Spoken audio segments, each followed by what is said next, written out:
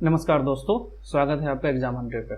तो आपको पता होना चाहिए कि हम लोग जो 67th बीपीएससी होने वाला है, जो दोस्तों 67th बीपीएससी होने वाला है, उसका हम लोग मेंस के सिलेबस को कवर कर रहे हैं। अगर आप इस चैनल पर नए होंगे तो जो डिस्क्रिप्शन में टेलीग्राम है दोस्तों, उसको जाकर ज्वाइन करें, वहाँ पर आपको सारे डिटेल्स प्रोवाइड हो जाएगा। तो आपको पता होना चाहिए दोस्तों कि हम लोग टॉपिक के हिसाब से एक टॉपिक पर टेस्ट ले रहे हैं, उसके हिसाब से सिलेबस कवर कर रहे हैं। तो हमने सांथल रिवोल्ट पर, जो सांथल विद्रोह हुआ था, उस पर ऑलरेडी हमने टेस्ट ले चुके हैं, कॉपी इवेलुएट हो चुका है और उस पर एक क्लासेज है। ठीक है, तो इसमें हम लोग पहले पढ़ेंगे ओवरव्यू। एक क्लासेस दोस्तों दो लेक्चर में होगा। ठीक है, फर्स्ट लेक्चर में हम देखेंगे ओवरव्यू, ये रिवोल्ट क्यों हुआ था। ठीक है, और सेकेंड लेक्चर में देखेंगे कि जो क्वेश्चन है उसको कैसे अटेम्प्ट करें। ठीक है, तो देखो, सांथल रिवोल्ट पढ़ने से पहले सबसे पहले ये नहीं कि सिर्फ पूरे इंडिया में सांथल रिवोल्ट हुआ था, बहुत सारे रिवोल्ट हुए थे। ठीक है ना, जिसको हम आदिवासी ट्राइबल रिवोल्ट या आदिवासी रिवोल्ट बोलते हैं। ठीक है ना, उसको क्या बोलते हैं, ट्राइबल रिवोल्ट या आदिवासी रिवोल्ट। तो सवाल होता है कि ऐसा क्या हो गया कि ये आदिवासी लोग हैं विद्रोह करने लगे। ऐसा क्या हुआ दोस्तों? ये बाइलिंगुअल होगा, दोनों लैंग्वेज हिंदी में बोला जाएगा। ठीक है, तो आपको क्या करना है, सुनना है। मॉडल आंसर टेलीग्राम में पिन कर दिया गया है, उससे नोट्स बनाएं, और जो मैं कहानी सुना रहा हूँ उसको सुने और उससे नोट्स बनाएं। ठीक है, तो पहले सवाल होता है दोस्तों कि ऐसा क्या हो गया जो ये विद्रोह होना स्टार्ट हो गया। ठीक है, तो अगर आप देखोगे कि 1600 में क्या हुआ, अंग्रेज इंडिया में आया। ठीक है, और धीरे धीरे अपना कॉलोनी, अपना पैर पसारने लगा ऑल ओवर इंडिया में। ठीक है, तो हमने ऑलरेडी चार्टर एक्ट में हमने पढ़ा था, इस चैनल पर आप देख सकते हैं। सबसे पहले 3 एरिया कैप्चर किया हो। ठीक है, ये हो गया आपका बॉम्बे वाला, मद्रास और दोस्तों बंगाल वाला रीजन। ठीक है ना, उस समय बंगाल में बिहार और झारखंड ये सब सारे किस में आते थे, बंगाल में ही आते थे, उड़ीसा वगैरह सारे। ठीक है, तो जब वो आया तो अपना एडमिनिस्ट्रेशन लागू करना स्टार्ट कर दिया। ठीक है, वो अपने तरीके से हम लोगों को रूल करना स्टार्ट कर दिया। हमारा कल्चर क्या है, हमारा डाइवर्सिटी क्या है, ये सब उसके लिए कुछ मैटर नहीं किया ब्रिटिश के लिए। वो बस आया और अपने हिसाब से हम लोगों पर रूल करना स्टार्ट हो गया। ठीक है, तो हम लोग तो सफर हुए ही, उसमें जो सबसे ज्यादा सफर हुए वो आदिवासी लोग हुए। कैसे हुए, तो हम पहले सांथल रिवोल्ट पढ़ने से पहले हम लोग पढ़ेंगे कि जितने सारे इंडिया में रिवोल्ट हुए वो क्यों हुए, क्यों कारण हुआ। ठीक है, तो जब ब्रिटिश कॉलोनी आया, ब्रिटिश गवर्नमेंट आया, तो एक अलग प्रशासन का शुरुआत कर दिया। ठीक है, और आपको पता होना चाहिए दोस्तों कि जो ट्राइबल है, जो आदिवासी लोग हैं, वो एक आइसोलेशन में रहते हैं। ठीक है ना, वो हमारे जो अभी मॉडर्निटी है, हमारे जो शहर का जो लाइफ स्टाइल है, नया life style, modern life style, उस सबसे अलग रहते हैं। उनको शौक नहीं है, उनको एक आइसोलेशन में रहना पसंद है। तो आया तो सबसे पहले क्या कर दिया, उनका आइसोलेशन खत्म कर दिया। ठीक है ना, ये कोई भी रिवोल्ट का क्वेश्चन आता है, इस समय पॉइंट सब लिख सकते हैं। ठीक है ना, जो आइसोलेशन में रहने का उनका जगह था, वो क्यों आइसोलेशन में रहना चाहते थे, क्योंकि वो अपने जीने का तरीका, अपना कल्चर, ये सब को प्रमोट करना चाहते थे, प्रिजर्व करना चाहते थे। लेकिन आइसोलेशन उसका खत्म कर दिया। जब आइसोलेशन खत्म हो जाएगा तो उनका कल्चर खत्म हो जाएगा। ठीक है, इसीलिए अभी भी देखोगे तो इंडियन गवर्नमेंट क्या करती है, इन लोगों के कल्चर को प्रोटेक्ट किया जाता है। खासकर अंडमान निकोबार में जो ट्राइब्स हैं, या हमारे कंट्री में जो जगह जगह के ट्राइब्स हैं, उनको फॉरेस्ट पर, उनको जंगल पर अधिक अधिकार दिया गया है, उनके कल्चर को प्रोटेक्ट किया गया है। क्योंकि अगर हम उनके कल्चर को प्रोटेक्ट नहीं करेंगे दोस्तों, तो वो जी नहीं पाएंगे, वो मर जाएंगे। ठीक है, तो सबसे पहले जब ब्रिटिश गवर्नमेंट आया तो उनके आइसोलेशन को खत्म कर दिया। ठीक है, जब आइसोलेशन, जो अलग तरीके से रहते थे, अपना सेपरेट रहते थे, जब वो खत्म हो जाएगा तो किसके अंदर आ जाएगा, ब्रिटिश उन लोगों को अपने अंदर, अपने एडमिनिस्ट्रेशन के अंदर उनको ले लिया। ठीक है, अब जब अपने एडमिनिस्ट्रेशन के अंदर ले लिया तो नए तरीके का सिस्टम लागू स्टार्ट कर दिया। कैसे, रेवेन्यू सिस्टम, नया जो एक जमीन का जो सिस्टम था, नया लैंड रेवेन्यू सिस्टम इंट्रोड्यूस कर दिया। जो बताओ, सोचो, जो ट्राइब्स कभी रेवेन्यू नहीं देते थे, कभी जो कर है, कर जो दिया जाता है, राजस्व और कर है, ये सब कभी देते नहीं थे, उनको देना पड़ गया। वो फॉरेस्ट पर डिपेंड हुआ करते थे, वो भी राइट उनसे छीन लिया गया। ठीक है, और ये सब कैसे किया गया? आपको पता होगा कि जब ब्रिटिश आया तो एक नया नया सिस्टम जो होता है वो लागू किया, जमींदारी सिस्टम लागू कर दिया। ठीक है ना, और इसमें बहुत सारे मिडिल मैन आ गए। ठीक है ना, वो क्या करते थे, पैसे कलेक्ट करते थे। ठीक है, तो उसमें एक विक्टिम कौन थे? आदिवासी लोग भी थे। तो जब अंग्रेज आया तो नए नए लैंड रेवेन्यू सिस्टम, टैक्स वगैरह, ये सब जो था ना ट्राइबल प्रोडक्ट पर, जो ट्राइबल, जो फॉरेस्ट से ट्राइब्स, जो आदिवासी लोग थे, फॉरेस्ट से, जंगल से जो उत्पादन करते थे, वहां से जो प्रोडक्ट को बेचते थे, उस सब पर टैक्स लगाना स्टार्ट कर दिया, जो इनके लाइफ में कभी इससे पहले हुआ नहीं था। ठीक है, और साथ ही साथ क्रिश्चियन मिशनरीज जो होते हैं, जो जैसे हमारे में पंडित जी, हमारे में जो गुरु जी होते हैं ना, पंडित वगैरह होता है, हमारे में जो पूजा कराते हैं, उसमें एक क्रिश्चियन मिशनरीज होते हैं। वो ये सब जो जितने भी आदिवासी इलाका है उसमें जा जाकर क्रिश्चियनिटी को प्रमोट करने लगे। तो उनको क्या हुआ कि उनको और लगा कि मेरा तो कल्चर गया ही गया, मेरा रिलीजन भी चला जाएगा। ठीक है, तो ऐसे ऐसे उनको सामना करना पड़ा था। ठीक है, ये पूरे रिवोल्ट, पूरे जो आदिवासी का रिवोल्ट है दोस्तों, उसके बारे में बात हो रही है। ठीक है, अब देखो क्या है कि पहले जब ब्रिटिश आया तो क्या किया कि लैंड सिस्टम को पूरा चेंज कर दिया, पूरे लैंड को अपने अंदर रख लिया, जो जिस पर आदिवासी कब्जा, खेती वगैरह करते थे या कुछ बिजनेस, खेती वगैरह करते थे, तो उसको क्या किया, अपने पास ले लिया। ठीक है, और वो किसको दे दिया? जमींदार को दे दिया। ठीक है, जमींदार को दे दिया। जमींदार उस लैंड को किससे खेती करवाता था? यही आदिवासी लोग से। ठीक है, अब जमींदार बोला आदिवासी को कि अगर आप इतना रुपया हमको नहीं दीजिएगा तो आप ही का जमीन आपसे हमेशा के लिए ले लिया जाएगा। जमीन किसको देता था? जमींदार किसको पैसा देता था? ब्रिटिश गवर्नमेंट को पैसा देता था, ब्रिटिश सरकार को। तो दोस्तों आपको पता होना चाहिए, जो जमींदार और ट्राइबल जो थे, इसके बीच में बहुत सारे बिचौलिए होते थे। अब जमींदार जाके हर घर में जाके पैसा लेगा नहीं, तो बहुत सारे बिचौलिए होते थे, जिसको हम मिडिल मैन बोल सकते हो। ठीक है, तो ये सब बहुत ही एक्सप्लॉयट करते थे ट्राइबल को। ठीक है, अगर सपोज करो कि कभी ऐसा सिचुएशन आ गया कि उपज नहीं हुआ तो पैसे कहाँ से देगा? तो उस समय मनी लैंडर सब क्या करते थे ना, उनको पैसे देते थे हाई इंटरेस्ट रेट पर, और बहुत तरीके से एक्सप्लॉयट करते थे। इस सब का नतीजा था कि एक रिवोल्ट हुआ, ट्राइबल रिवोल्ट। तो आपको क्लियर हो गया कि ट्राइबल रिवोल्ट क्यों हुआ। तो हम लोग इसमें क्या देखेंगे, संथाल जो रिवोल्ट हुआ था, संथाल विद्रोह हुआ था, उसके बारे में ओवरऑल हम देखेंगे। ठीक है दोस्तों, तो आपको पता होना चाहिए कि क्वेश्चन ये था, जो ऑलरेडी क्वेश्चन पूछा जा चुका है, discuss the causes and consequences of the Santhal revolution, Santhal uprising, Santhal विद्रोह के कारणों और परिणामों पर चर्चा करें। ठीक है, तो एक क्लास क्या है, इसमें हम ओवरऑल संथाल विद्रोह क्या था उसके बारे में समझेंगे।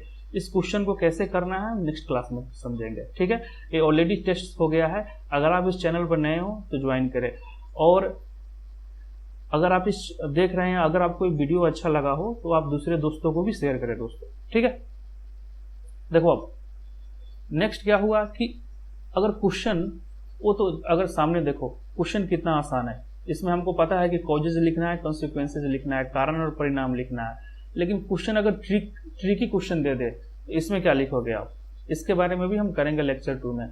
Santhal uprising provides a model of popular arm resistance against British colonialism in India. Santhal विद्रोह भारत में ब्रिटिश उपनिवेशवाद के खिलाफ लोकप्रिय हथियार प्रतिरोध का एक मॉडल प्रदान करता है, स्पष्ट कीजिए। ठीक है, एक क्वेश्चन आपको देखने में लग रहा होगा हार्ड, लेकिन ये क्या है, ट्रिकी है। इसमें वही लिखेंगे जो हम फर्स्ट क्वेश्चन में लिखे थे। ये सबको हम क्या करेंगे, सेकंड लेक्चर में करेंगे। सेकंड क्वेश्चन देखो क्या पूछ सकता है, सेकंड क्वेश्चन पूछ सकता है, the Santhal uprising was the first fierce reaction of the tribal against the British colonial rule in India. ये सब सारे बीपीएससी में पूछे जा चुके हैं। संथाल विद्रोह भारत के ब्रिटिश औपनिवेशिक शासन के खिलाफ आदिवासियों का पहला उग्र प्रतिक्रिया था। ठीक है ना, इसको भी स्पष्ट करना है।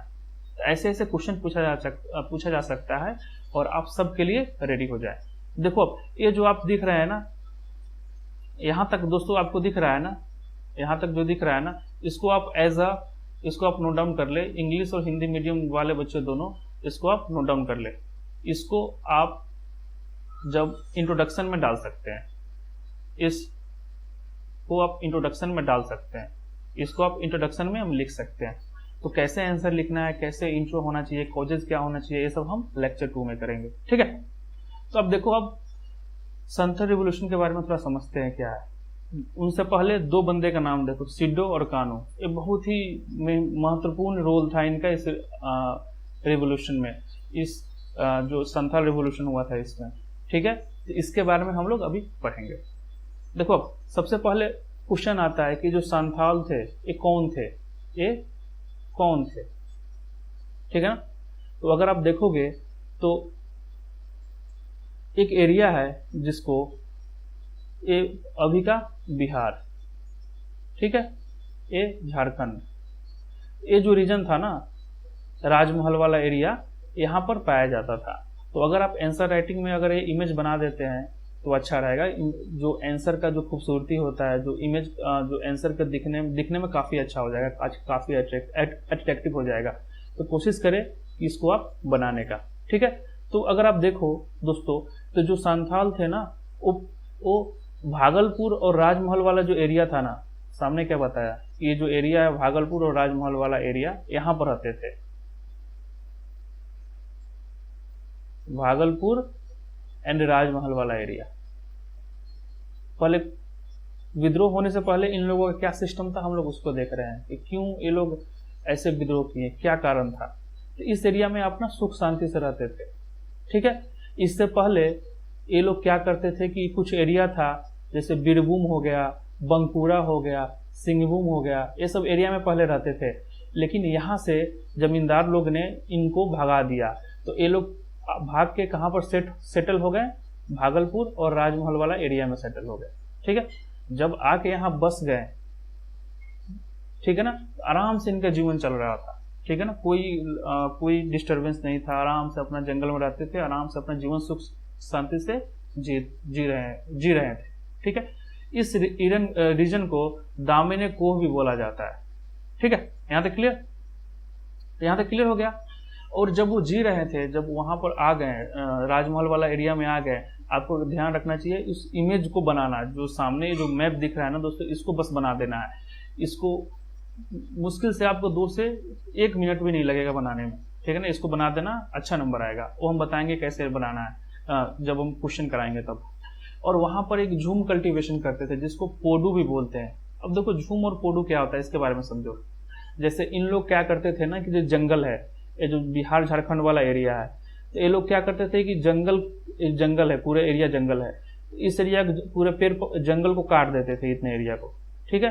और काट के यहाँ पर खेती करते थे, ठीक है। जब यहाँ पर खेती, ये जो एरिया है इनफर्टाइल हो जाएगा, इसका जो फर्टिलिटी पूरा खत्म हो जाएगा, उत्पादकता जो दर होता है वो खत्म हो जाएगा। तो फिर ये मूव करके इस एरिया का जंगल को काटेंगे, फिर यहाँ पर खेती करेंगे। तब तक इसको ऐसे ही छोड़ देंगे फर्टाइल होने के लिए। इसको क्या बोलते हैं, झूम कल्टीवेशन या पोदू कल्टीवेशन। तो इन लोग का पेशा था कि आराम से खेती करते थे, और क्या था कि जो बाकी जो डिपेंड होते थे फॉरेस्ट के जो प्रोडक्ट है उस पर डिपेंड करते थे, ठीक है। और उनका एक अलग ही अपना लाइफ था, शहर से पूरा कटे हुए थे, उनका एक अलग रिलीजन था, अलग सोशल पॉलिटिकल स्ट्रक्चर था। ये जो लाइन है ना काफी इंपॉर्टेंट है इनका, they have their own religion, social and political structure, ठीक है ना। इन लोगों का एक अपना अलग ही तरीका था रहने का। लेकिन जब ब्रिटिश आया तो पूरे जो स्ट्रक्चर है ना, उसको पंक्चर कर दिया, उसको पूरा खत्म कर दिया, ठीक है। यहाँ तक क्लियर हो गया।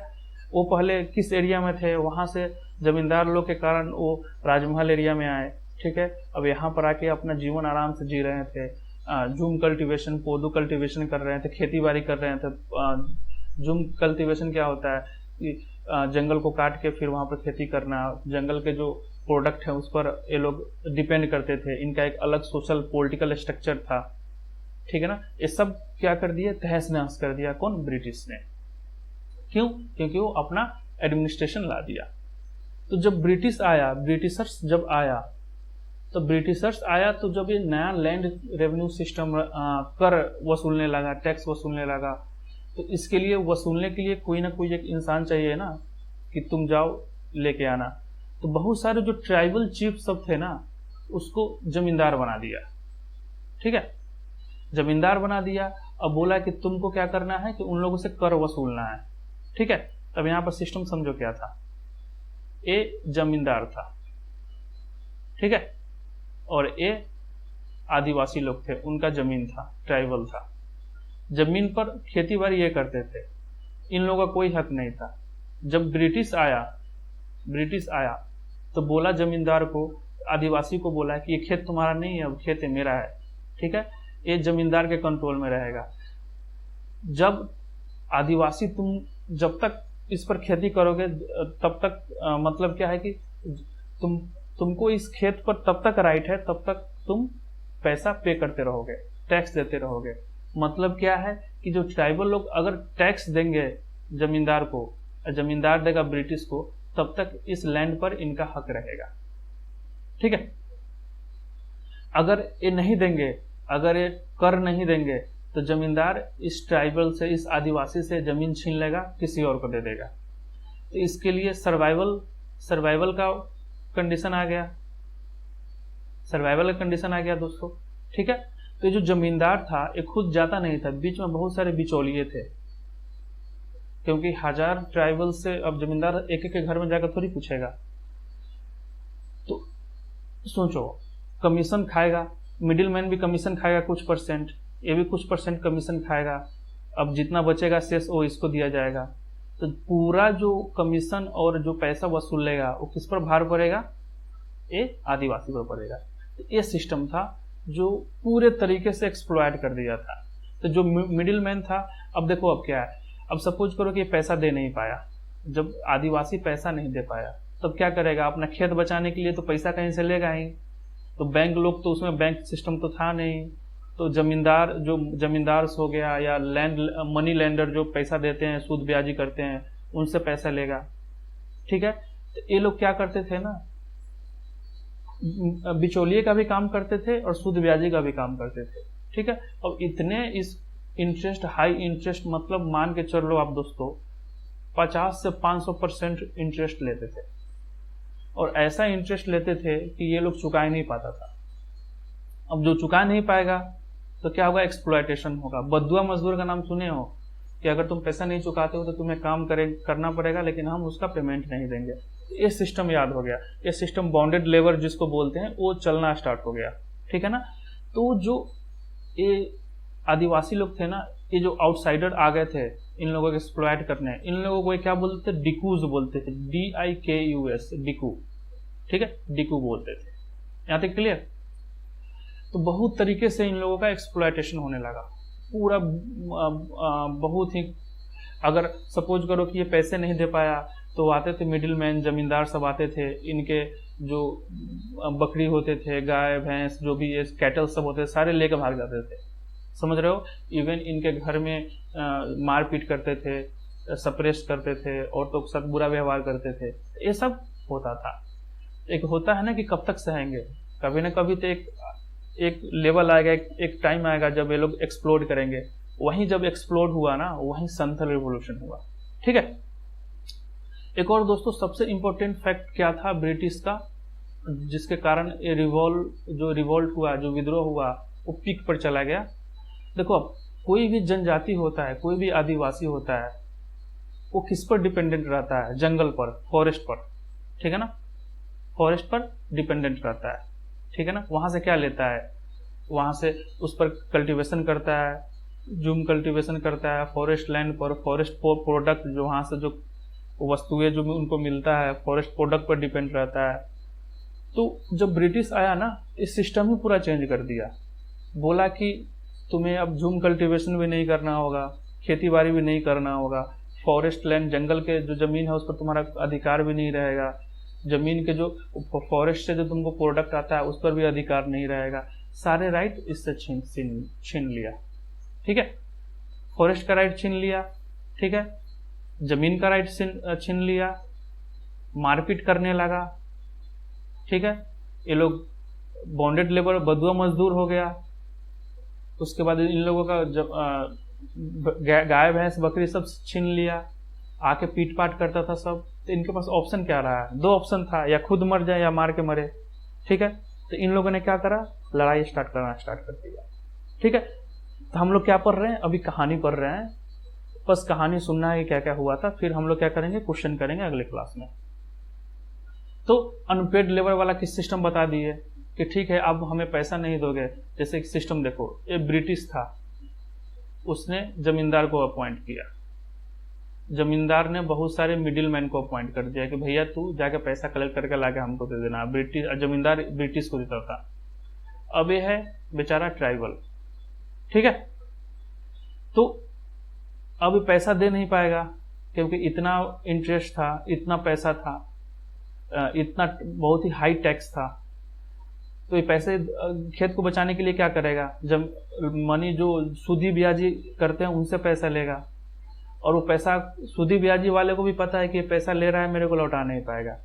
तो क्या करते थे, इस ट्राइबल जो आदिवासी थे उनको बोलते थे कि ठीक है बेटा तू क्या करेगा, मेरे यहाँ काम करेगा, उसका हम पैसा नहीं देंगे तुमको, मतलब अनपेड वर्क। तुम काम करोगे, तुम्हारा बेटा भी काम करेगा, तुम्हारा अगला बेटा भी मेरे घर में काम करेगा। समझ रहे हो? तो एक बेगर सिस्टम जो होता है ना, वो स्टार्ट हो गया, जो अभी हमारे संविधान में ये अनकॉन्स्टिट्यूशनल है। एक क्या है संविधान में, ये हमारे फंडामेंटल राइट्स के अगेंस्ट है। अगर आप देख रहे हैं इस वीडियो को तो बताइए कि इस सिस्टम को कौन से आर्टिकल, कौन से अनुच्छेद में खत्म किया गया है, फंडामेंटल राइट्स के कौन से अनुच्छेद में खत्म किया गया है। ठीक है, और सबसे बड़ी बात क्या था ना कि इनको जस्टिस लेने के लिए कोई ऑप्शन ही नहीं था। पुलिस हो गया, जमींदार तो पहले ही बिक गए थे, पुलिस कोर्ट सब है ना, सब आपस में मिल के इन लोगों पर सप्रेस कर रहे थे। पुलिस किसका होगा, ब्रिटिश का होगा, कोर्ट भी किसका होगा, ब्रिटिश का होगा। तो इनके पास कोई ऑप्शन नहीं था लड़ाई के अलावा।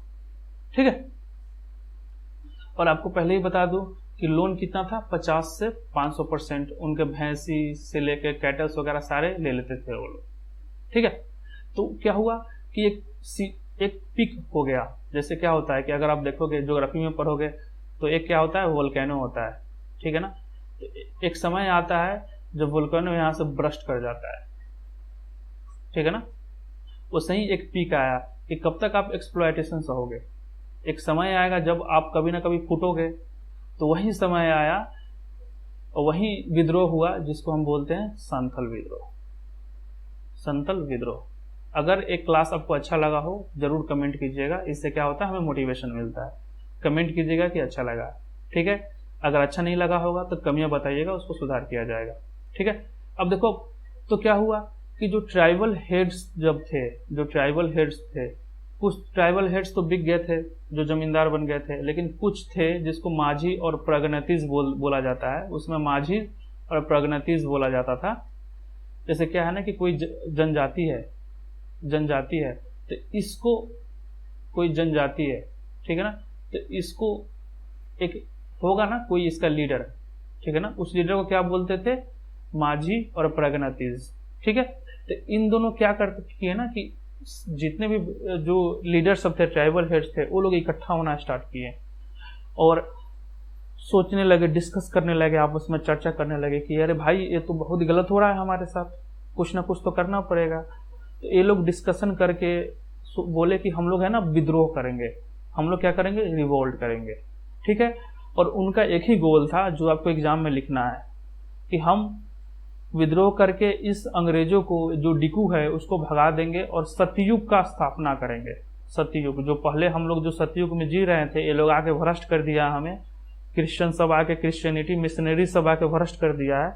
इस सबको खत्म करके सबको मार देंगे और सतयुग का स्थापना करेंगे। द रीन ऑफ ट्रूथ, मतलब सच का, जो सच्चाई का जो स्थापना होगा वो होगा, मतलब भगवान, रूल ऑफ गॉड हो जाएगा। समझ रहे हो ना? तो ये मेन गोल था, तो इसको आपको लिखना पड़ेगा। अब उसमें से जो फेमस लीडर थे उनका नाम था सीडो और कानू, जो आपको फोटो दिखाया गया है। ठीक है, तो उन्होंने क्या बोला था, उन्होंने बोला ना कि मेरे अंदर है ना, मेरे ऊपर भगवान का हाथ है, जैसे क्या हुआ कि जैसे मुस्लिम रिलीजन में क्या होता है, अल्लाह होता है, अल्लाह होते हैं उनके गॉड, ठीक है। अल्लाह जो होते हैं वो प्रॉफिट को एक प्रॉफिट होते हैं, ठीक है ना। तो एक माना जाता है कि जो प्रॉफिट थे ना वो अल्लाह से डायरेक्ट कांटेक्ट में रहते थे, ठीक है ना। वैसे ही सिद्धू कान्हू बोला ना कि हम है ना भगवान के दूत हैं, भगवान हमसे बात करते हैं। और लोग भगवान को क्या बोलते थे, ठाकुर बोलते थे, कि भगवान हमसे बात करते हैं। और भगवान ने हमें क्या बोला है कि ये जो अंग्रेज सब है आके जो हंगामा कर रहा है, ये जो आके गलत सलत कर रहा है, उसके अगेंस्ट हथियार उठाओ और अपने इंडिपेंडेंस के लिए, अपने स्वतंत्र के लिए लड़ाई करो, जिससे क्या होगा कि सतयुग का स्थापना होगा, सतयुग का स्थापना होगा, ठीक है। और इन्होंने क्या करा कि लगभग 60,000 संथल्स विद्रोही को इकट्ठे कर लिए, 60,000, दैट इज अ ह्यूज, समझो 60,000 एक सेना हो गया। और इन लोगों का काम क्या था, जो इन लोगों को एक्सप्लॉइट करते थे, जमींदार करता था, पुलिस करता था, रेलवे उलवे, तो मतलब क्या इस सब पर अटैक करना स्टार्ट कर दिए, जमींदार के घर पर, मिडिलमैन के घर पर अटैक करना स्टार्ट कर दिए, पुलिस स्टेशन पर अटैक कर दिए, जो गवर्नमेंट ऑफिस सब थे, गवर्नमेंट रेलवे था, इस सब पर पूरा अटैक करके सबको मारने लगे, ठीक है। और सबसे बड़ी बात है कि इनको हेल्प किए नॉन ट्राइबल जो बंदे लोग थे, जो नॉन ट्राइबल थे, जो जनजाति नहीं थे, जो नॉन ट्राइबल थे, वो लोग भी हेल्प किए। क्यों किए, क्योंकि वो लोग भी एक्सप्लॉइट हो रहे थे, किससे, ब्रिटिश से। यहां तक क्लियर हुआ दोस्तों, ठीक है। तो क्या हुआ कि ये विद्रोह इतना हाई हो गया था कि मार्शियल लॉ लगाना पड़ा, ठीक है। और बहुत सारा मिलिट्री को भेजा गया इस इलाके में, जो राजमहल वाला, भागलपुर वाला जो एरिया है, एरिया है दोस्तों, यहाँ पर मिलिट्री को भेजा गया, ठीक है। और मिलिट्री ने क्या करा कि अब देखो, अब इन लोग क्या कर रहे थे, इन लोगों के पास ना मॉडर्न हथियार था, ये लोग धनुष, तीर, भाला ये सब से लड़ते थे। तो क्या हुआ कि मिलिट्री ने क्या करा, इन लोगों को बुरी तरीके से मार डाला, ठीक है ना। और जो सिद्धू थे वो 1855 में उनको मार दिया गया और कान्हू को अरेस्ट कर लिया गया 1866 में, ठीक है। तो ये दोस्तों क्या था, ये संथल रिवोल्ट का कहानी था। आपको पता हो गया होगा क्यों हुआ और लोग कैसे हुए।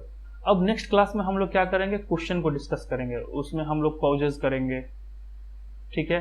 ओरिजिन कहानी कैसे हुआ है तो हम लोग पढ़ लिए, ठीक है ना। कॉजेज करेंगे, कारण क्या है ये करेंगे, ठीक है। कैसे हम लोग लिखेंगे, इसके बाद इसका रिजल्ट क्या रहा उसको हम लोग बताएंगे, ठीक है ना। क्यों हार गया, जब हारा तो क्यों हारा, मतलब इसका वीकनेसेस क्या रहा इस रिवोल्ट का, उसको हम बताएंगे। इस इतना बड़ा रिवोल्ट का परिणाम क्या रहा उसको हम लोग करेंगे नेक्स्ट क्लासेस में। आई होप दोस्तों एक आपको क्लास अच्छा लगा होगा। अगर आपको अच्छा लगा होगा तो कमेंट जरूर करें, क्योंकि this is a source of motivation for me, एक मोटिवेशन का काम करता है। और सेकंड क्या है कि अगर आपको अच्छा लगा होगा तो अपने दोस्तों तक पहुंचाएं कि अधिक से अधिक बच्चे इस चैनल से जुड़े। दोस्तों फिर मिलेंगे अगले क्लासेस में। इस चैनल को देखने के लिए धन्यवाद। आपका दिन शुभ हो।